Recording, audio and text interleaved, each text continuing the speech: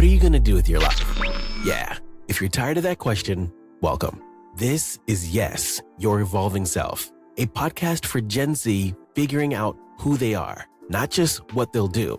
Hosted by educator and coach James Kiger. Each short episode offers clarity, confidence, and calm for a world that keeps changing. Whether you're thinking about college, taking a gap year, chasing creative work, or just trying to breathe, you're in the right place. You don't have to have it all figured out. You just have to say yes to your evolving self.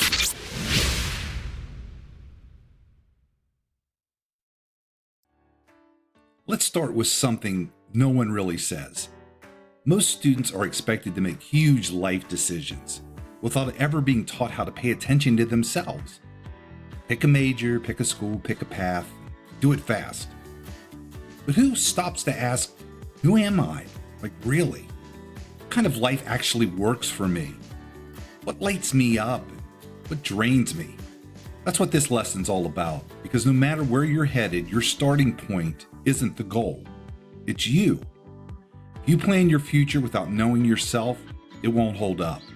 But the more you understand your energy, values, and strengths, the easier it is to make choices that actually fit. So today, we slow down. We listen in. We stop guessing. Because you're already becoming someone, let's start noticing who that is. That's the lie we've all heard, that real life starts later, after graduation, after you get a job, or after you move out. But here's the truth. You're already in it. This isn't a warm-up round. You've been making real choices and living real life all along.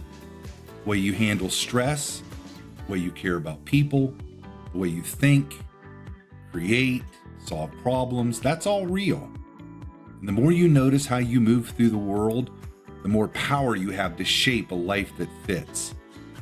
You don't need a full plan or a fancy title to take yourself seriously. You're already doing life. Now let's look at what's working and what's not, and what might be next. You might not know your dream job. You might not even know what you want next year, and that's totally okay. But you do have patterns, and those patterns are leaving clues. So think about it. What do you love talking about? When do you feel most focused? Not because you had to, because it just clicked. What do people thank you for or say you're good at, even when you're not trying? Now, that stuff's not random. That's your energy, your wiring, your gifts. They're showing up. And if you light up doing creative things, well, that matters. If you're always organizing chaos or stepping up as a leader, that matters too. The stuff that feels natural, that's usually where your strengths live. But most of us were taught to ignore that, to focus on what we struggle with instead. So here's a new idea.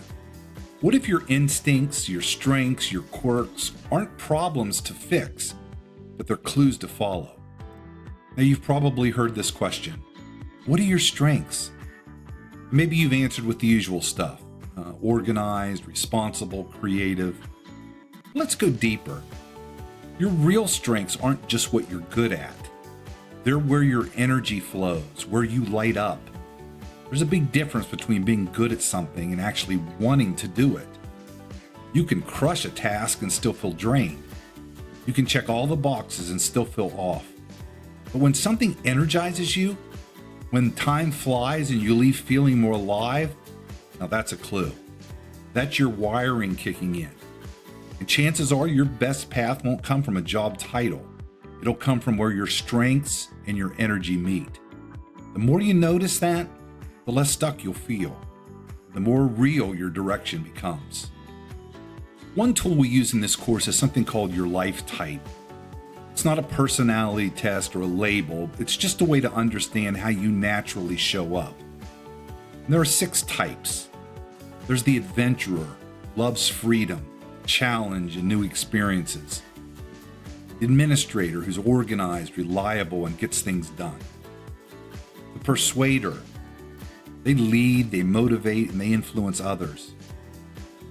Artist is creative, emotional, and original. Doesn't have to be like painting or drawing, but just being creative.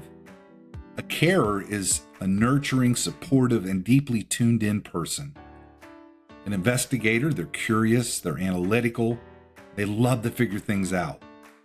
Now, most people have one main type, one strong backup. So you might be an artist with some adventurer, or a persuader who's also part administrator. This isn't about putting you in a box, it's about noticing your natural rhythm so you can stop forcing what doesn't fit.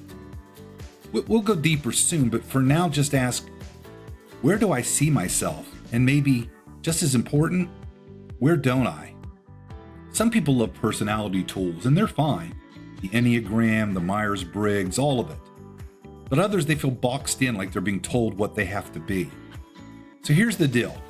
These are tools, and they're only helpful if they help you see yourself, but not shrink yourself. A quiz, that can give you language, it maybe can spark some ideas, but remember, it doesn't define you. You're not a number or a type, you're a real growing person. So use these tools, but use them like a mirror, not a box, because you're allowed to grow, you're allowed to change, and you're allowed to surprise even yourself. When you don't know yourself, every choice feels really heavy. Schools, jobs, majors, it all feels like a guess. But when you do know yourself, your patterns, your energy, and what lights you up, and you stop guessing. It doesn't make every decision easy, but at least it gives you a compass. You start to feel the difference between what fits and what's just pressure. And that's what clarity really is. It's not having the whole future mapped out. It's just knowing what fits right now. And that's the power of self-awareness. And it makes every next step way easier. You've started tuning in now. Your wiring, your energy, your natural strengths. You're starting to see the clues that are already in your life. So next up, we'll talk about your values. What actually matters to you? What kind of impact do you want to make? And what doesn't matter? When you know that, your decisions will become clearer. You won't need a script, and you just need that compass that we talked about. So we'll see you in the next lesson.